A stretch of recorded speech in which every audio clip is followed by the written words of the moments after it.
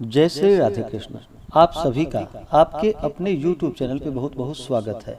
आइए आज आप सब सुनेंगे अधिक मास पुरुषोत्तम मास महात्म्य कथा में 7वें अध्याय की कथा।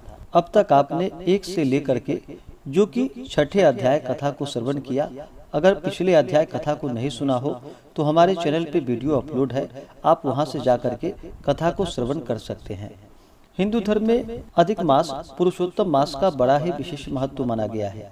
इस महीने में गंगा स्नान करना, दान पुण्यों का कार्य करना, भगवान विष्णु, भगवान श्री कृष्ण, भगवान शिव का पूजन करना, इन सबों का बड़ा ही विशेष महत्व माना गया है। अधिक मास में जितने भी पुण्य कार्य किए जाए उसका कई गुना अधिक पुण्य फल प्राप्त होता है। इस दौरान भगवान का पूजन आदि का कार्य करते हुए अधिक मास का कथा भी अवश्य ही श्रवण करनी चाहिए। इससे अनंत पुण्य फलों की प्राप्ति होती है। तो आइए सुनते हैं अधिक मास पुरुषोत्तम मास महात्म्य कथा में 7वें अध्याय की कथा।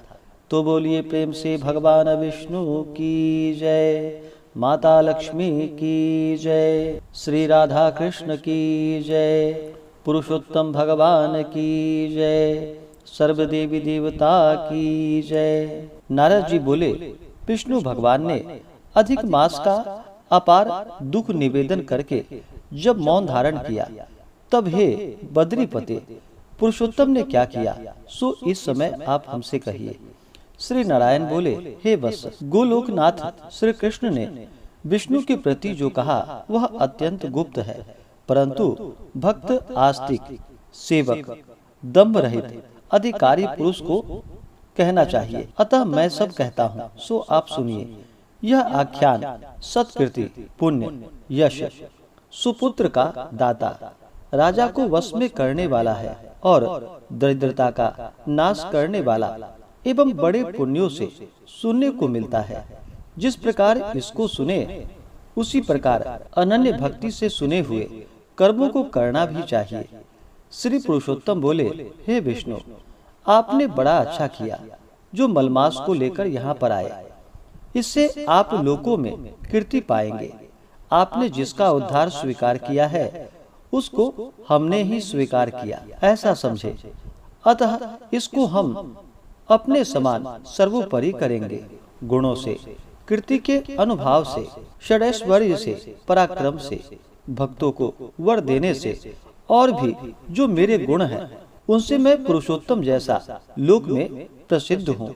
वैसे ही यह मलमास भी लोकों में पुरुषोत्तम करके प्रसिद्ध होगा। मेरे में जितने भी गुण हैं वे आज से मैंने इसे दे दिए। पुरुषोत्तम जो मेरा नाम लोक तथा वेद में प्रसिद्ध है वह भी आपकी प्रसन्नता का अर्थ आज मैंने इसे दे दिया। हे मधुसूदन, आज से मैं इस अधिक मास का स्वामी भी हुआ। इसके पुरुषोत्तम इन नाम से सब जगत पवित्र होगा। मेरी समानता पाकर यह अधिक मास सब मासों का राजा होगा। यह अधिक मास जगत पूज्य एवं जगत से वंदना करवाने के योग्य होगा। इनकी पूजा और व्रत जो करेंगे उनके दुख और दारिद्र्यों का नाश हो जाएगा। चैत्रादि सब मास सकाम है, इसको हमने निष्काम किया है। इसको हमने अपने समान समस्त प्राणियों को मोक्ष देने वाला बनाया है। जो प्राणी सकाम अथवा निष्काम होकर अधिक मास का पूजन करेगा वह अपने सब कर्मों को भस्म कर निश्चय मुझको प्राप्त होगा। जिस परम पद प्राप्ति के लिए बड़े बड़े भाग्य वाले यति ब्रह्मचारी लोग तप करते हैं और महात्मा लोग निराहार व्रत करते हैं एवं दृढ़ व्रत लोग फल, पत्ता, वायु भक्षण कर रहते हैं और काम क्रोध रहित जितेंद्रिय रहते हैं, वे और वर्षा काल में मैदान में रहने वाले, जाड़े में शीत, गर्मी में धूप सहन करने वाले मेरे पद के लिए यत्न करते रहते हैं। हे गरुड़ ध्वज, तब भी वे मेरे अव्यय परम पद को प्राप्त नहीं होते हैं, परंतु पुरुषोत्तम के भक्त एक मास के ही व्रत से बिना परिश्रम, जरा, मृत्यु रहित उस परम पद को पा लेंगे। यह अधिक मास व्रत संपूर्ण साधनों में श्रेष्ठ साधन है और समस्त कामनाओं के फल की सिद्धि को देने वाला है। अतः इस पुरुषोत्तम मास का व्रत सबको करना चाहिए। हल से खेत में बोए हुए बीज जैसे करोड़ों गुना बढ़ते हैं, तैसे ही मेरे पुरुषोत्तम मास में किया हुआ पुण्य करोड़ों गुना अधिक होता है। कोई चातुर्य मास आदि यज्ञ करने से स्वर्ग में जाते हैं, वह भी भोगों को भोग कर पृथ्वी पर आते हैं। परंतु जो पुरुष आदर से विधि पूर्वक अधिक मास का व्रत करता है, वह अपने समस्त कुल का उद्धार कर मेरे में लीन हो जाता है, इसमें संशय नहीं है। मुझे प्राप्त होकर प्राणी पुनः जन्म मृत्यु भय से युक्त एवं आदि व्याधि और जरा से ग्रस्त संसार में फिर नहीं आता। जहाँ जाकर फिर पतन नहीं होता, सो मेरे परम धाम है। ऐसा जो वेदों का वचन है वह सत्य है, असत्य कैसे हो सकता है। यह अधिक मास और इसका स्वामी मैं ही हूँ और मैंने ही इसे बनाया है। और पुरुषोत्तम यह जो मेरा नाम है, सो भी मैंने इसे दिया है। अतः इसके भक्तों की मुझे दिन रात चिंता बनी रहती है।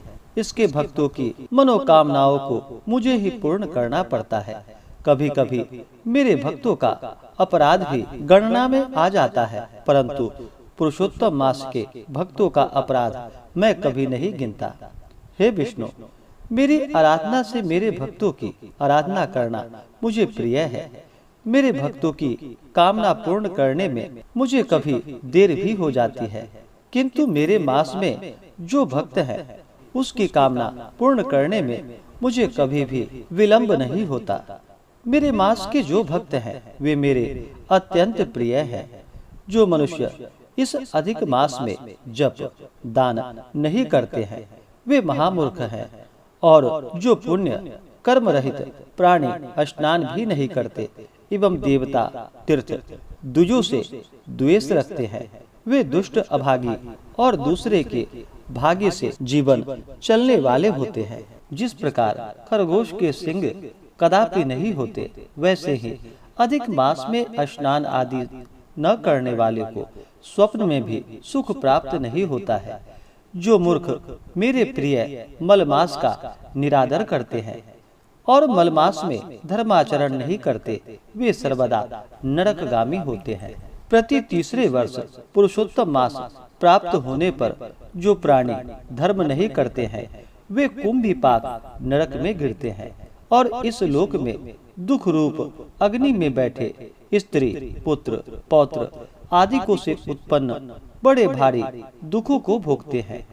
जिन प्राणियों को यह मेरा पुण्यतम पुरुषोत्तम मास अज्ञान से व्यतीत हो जाए, वे प्राणी कैसे सुखों को भोग सकते हैं। जो भाग्यशालिनी स्त्रियां सौभाग्य और पुत्र सुख चाहने की इच्छा से अधिक मास में स्नान दान पूजन आदि करती हैं, उन्हें सौभाग्य संपूर्ण संपत्ति और पुत्र आदि यह अधिक मास देता है। जिनका यह मेरे नाम वाला पुरुषोत्तम मास दान आदि से रहित बीत जाता है, उनके अनुकूल मैं नहीं रहता और न उन्हें पति सुख प्राप्त होता है। भाई पुत्र धनों का सुख तो उसे स्वप्न में भी दुर्लभ है। अतः विशेष करके सब प्राणियों को अधिक मास में स्नान पूजा जप आदि और विशेष करके शक्ति के अनुसार दान अवश्य ही करनी चाहिए। जो मनुष्य इस पुरुषोत्तम मास में भक्ति पूर्वक मेरा पूजन करते हैं, वे धन पुत्र और अनेक सुखों को भोग कर पुनः गोलोक के वासी होते हैं। मेरी आज्ञा से सब जन मेरे अधिक मास का पूजन करेंगे। मैंने सब मासों से उत्तम मास इसे बनाया है। मेरी आज्ञा से सब जन मेरे अधिक मास का पूजन करेंगे। मैंने सब मासों से उत्तम मास इसे बनाया है, इसलिए अधिक मास की चिंता त्याग करके रमापते आप इस अतुलनीय पुरुषोत्तम मास को साथ लेकर अपने बैकुंठ में जाइए। श्री नारायण बोले। इस प्रकार भगवान श्री कृष्ण के मुख से रसिक वचन श्रवण करके भगवान विष्णु अत्यंत प्रसन्नता पूर्वक इस मलमास को अपने साथ लेकर नूतन जलधर के समान श्याम भगवान श्री कृष्ण को प्रणाम कर गरुड़ पर सवार हो शीघ्र वैकुंठ धाम को चले गए। इस प्रकार से श्री बृहन्नारदीय पुरुषोत्तम मास महात्म्य कथा में 7वें अध्याय की कथा पूर्ण हुई। तो बोलिए प्रेम से भगवान विष्णु की जय, माता लक्ष्मी की जय, श्री राधा कृष्ण की जय, पुरुषोत्तम भगवान की जय, सर्वदेवी देवता की जय। तो आशा करता हूँ कि यह कथा आपको अच्छा लगा हो। इसके आगे की कथा जो कि आप अगले अध्याय में श्रवण करेंगे। इसी प्रकार से ज्ञानवर्धक जानकारियाँ प्राप्त करते रहने के लिए हमारे चैनल पे अगर आप नए हैं तो चैनल को लाल बटन दबा करके सब्सक्राइब करें, साथ में बेल आइकन घंटी को दबाएं ताकि मेरे वीडियो का नोटिफिकेशन आपको समय से मिलता रहे। वीडियो को लाइक करें, शेयर करें। सुखी रहें और स्वस्थ रहें। जय श्री राधे कृष्ण। धन्यवाद।